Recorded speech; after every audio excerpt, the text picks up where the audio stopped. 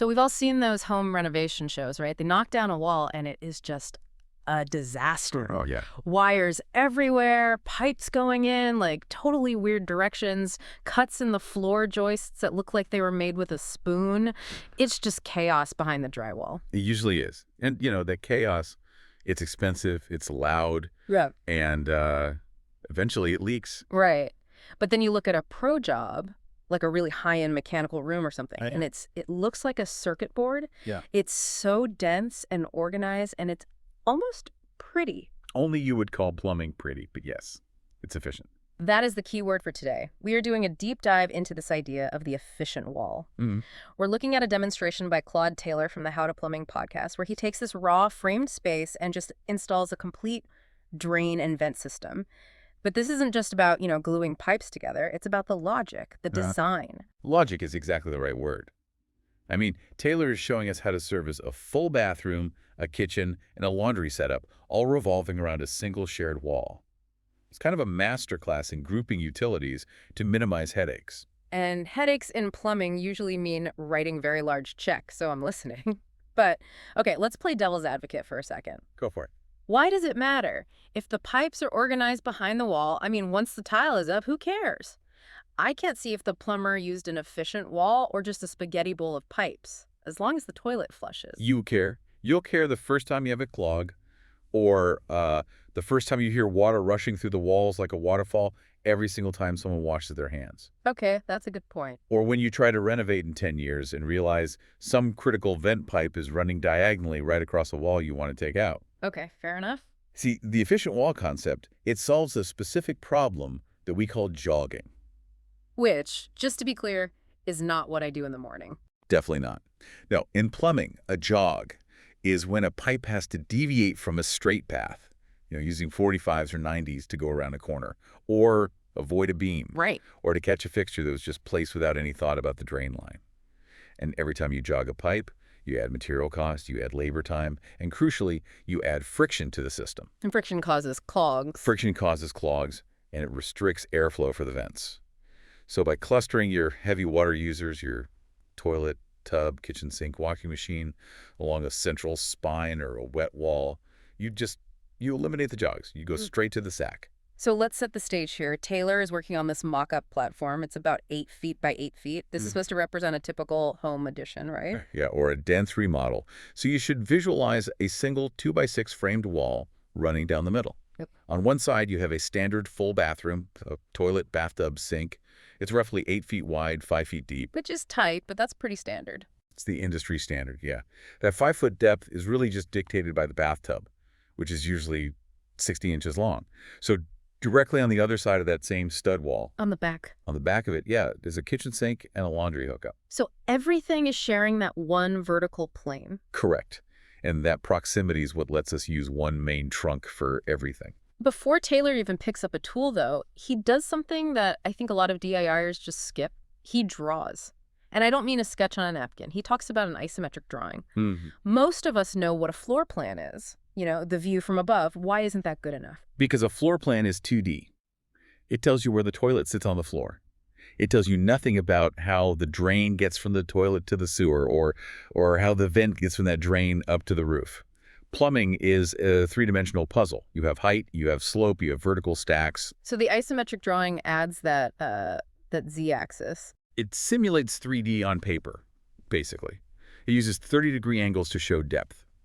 And Taylor's really emphasizes this. You have to code your drawing. Solid lines for waste, that's the water and stuff, going down. Right. And dashed lines for vents, that's the air going up. Why the distinction? Can't you just remember which is which? In a simple bathroom, maybe. In a whole house, no way. Mm-hmm. If you confuse a drain line for a vent line on paper and you build it that way, you might end up with what's called a flat vent below the flood rim of a fixture. It sounds bad. It means your sink immediately clogs and just never drains. So the drawing, it builds your material list. If you don't draw it, you're just guessing at the hardware store. And buying it twice is the amateur tax. It is.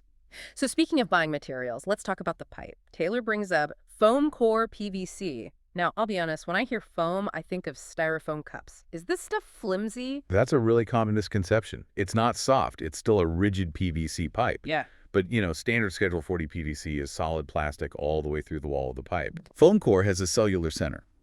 It looks a bit like a sponge if you slice it open, and it's sandwiched between two solid skins. So why use it? Is it just to save weight? Weight is a huge factor. I mean, if you're carrying 20-foot lengths of 4-inch pipe up 3 flights of stairs, you want foam core. Yeah. But it's also it's significantly cheaper. And when you're doing a whole house, that adds up to hundreds of dollars. But there's a catch. Taylor issues a pretty stern warning about where not to use it. You cannot bury it. Why not? If it's strong enough for a wall, why isn't it strong enough to be in the dirt? It's all about the crush rating over time. Underground pipes are subjected to constant pressure from the earth, settling soil, maybe even cars driving over the top. Foam core can delaminate or just crush under that specific type of long-term load.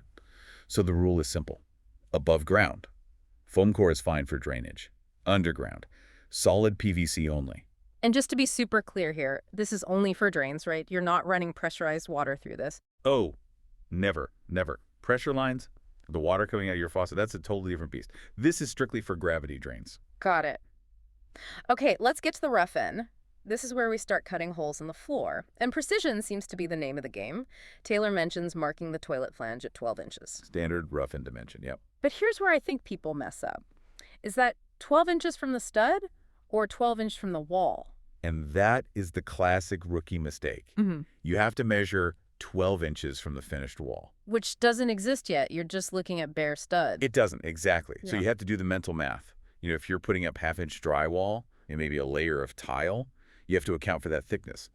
If you just measure 12 inches from the stud, once the wall is built, your toilet tank is going to be jammed right against the tile. Or the bolts won't even line up. Right. So you actually measure, what, 12 and a half, 13 inches? Usually you give yourself 12 and a half or 13 inches from the framing just to be safe. You'd much rather have a tiny gap behind the tank than a tank that doesn't fit at all. Okay, and the tub? The tub drain is 15 inches from the sidewall. Because the tub is 30 inches wide. That's the geometry. You want the drain right in the center. Half of 30 is 15. It sounds so precise. 12 inches here, 15 inches there, and then Taylor pulls out a chainsaw? Yeah. I mean, talk about a pivot. We're doing high school geometry, and then suddenly we're in, like, a horror movie. Is using a chainsaw on a construction site, is that normal? On large-scale production framing, absolutely. If you have to cut a big hole through a subfloor that's plywood and maybe even old hardwood, a reciprocating sawzall, it can take 5 minutes and just vibrate your arm off. Right. A chainsaw does it in 10 seconds. But isn't it dangerous? I feel like one slip and you've just cut through a floor joist you weren't supposed to touch. It requires a very confident operator, for sure. Taylor's doing this on a mock-up to show speed, but yes, in the real world, you have to know exactly what's under that wood before you plunge the bar in. Okay. But the point he's making is about efficiency. The efficient wall isn't just about the pipe layout, it's about the labor. If you could save 4 minutes per hole and you have 50 holes to cut, that's hours of labor saved. So we've got our holes. Now we start running pipe. We have this central stack, the trunk you mentioned. That's a big 4-inch pipe, right? Usually 3 or 4 inches, yes. In this setup, it's the main vertical drop. And we need to connect a kitchen sink, a bathroom sink, a toilet, and a tub to this one line. Taylor uses something called stacked tees. This sounds like a t-shirt folding method to me. It's a fitting. A sanitary tee lets a horizontal line sweep into a vertical line. Since we have a kitchen on one side and a bathroom on the other, they need to enter the stack at roughly the same location. But they can't be at the exact same height. Why not? Because the pipes would literally hit each other inside the fitting. Oh, right. So you stack them. You stack them. The kitchen arm might enter at, say, 19 or 20 inches off the floor. The bathroom lavatory arm might come in a little higher or lower. You just stack the fittings on top of each other on that vertical pipe. Now, you mentioned the laundry earlier. We have a washing machine in this mix, and Taylor is very specific about where that drain connects, he says. Do not tie it into the toilet line. Why? Well, the water isn't different, but the physics of how it's delivered is a toilet flush is just gravity. It's a rush of water, but it's just falling. A washing machine has a pump. It forcibly ejects water under pressure. So it's aggressive. It's very aggressive. If you tie that pump discharge directly into the horizontal line that's carrying the toilet waste, 2 things can happen. 1, the sheer volume and speed of the water can create this hydraulic plug that just backs up the toilet. That's a nightmare scenario. And 2, it can create a pressure zone that blows the water out of the toilet trap or it can suck it dry. Either way, you get sewer gas in the house. So the washing machine has to join the system further downstream or on the main stack itself. That makes sense. Keep the bully away from the other kids. Exactly. Okay, let's talk about the flow. Taylor seems to have a real vendetta against 90-degree corners. He keeps using words like sweep and street 45. Yeah, and that's a huge difference, right? In water supply, the copper pipes, you can use sharp 90-degree elbows because the water is under like 60 psi of pressure. It'll go around any corner you want. Sure. In drainage, we rely completely on gravity. A sharp corner, what we call a vent 90, is like a brick wall for moving water. You just kill some momentum. Instantly. And when the water stops, the solids drop out. So we use long sweep 90s. Imagine a highway off-ramp instead of a hard right turn at a stop sign. Or, like you said, a street 45. What makes it street? A standard fitting has a hub on both ends. You put a pipe into it. A street fitting has one end that's the size of a pipe, so it fits directly into another fitting. It just lets you make tighter turns without cutting a tiny piece of pipe. Got it. So we're sweeping the water gently around corners, but we also have to pitch the pipe correctly. I've always just thought, steeper is better. If I want water to go away, just point the pipe at the floor. But Taylor says no. There is a golden rule of pitch. 1/8 of an inch of drop per foot of pipe. That seems incredibly flat. That's barely a slope. Why not pitch it at a 45-degree angle and just get it out of there? This is the most counterintuitive part of plumbing physics. You're moving a mixture of liquids and solids. Waste, toilet paper, food scraps. The water is the vehicle. It's the bus carrying the passengers. Okay, I like the bus analogy. Well, if the hill is too steep, say a ½ inch per foot or more, the water moves faster than the solids. The liquid just races down the pipe, leaving the passengers stranded on the bottom of the pipe. So the bus leaves without them. And then the next flush does the same thing. And eventually Right. you build up this dam of dry solids, and that's a clog. So the 18th-inch pitch keeps them all moving together. It creates the perfect velocity, where the water has enough turbulence to carry the solids, but not enough speed to run away from them. It's what we call a self-scouring velocity. That is wild. It's literally fluid dynamics engineering happening inside your floor. It is. And getting that precise slope, not too flat, not too steep, while you're dodging floor joists and ductwork, that's why plumbers get paid the big bucks. Speaking of dodging joists, Taylor admits that the efficient wall sometimes meets the stubborn house. You can't just cut through floor joists wherever you want, right? Not unless you want a trampoline for a bathroom floor. Structural integrity trumps plumbing. Always. So what do you do when a pipe needs to go exactly where a beam is? You have to box it out. You cut the joist, but then you have to install a header. You frame a box that transfers the weight of the cut joist to the neighbors on either side.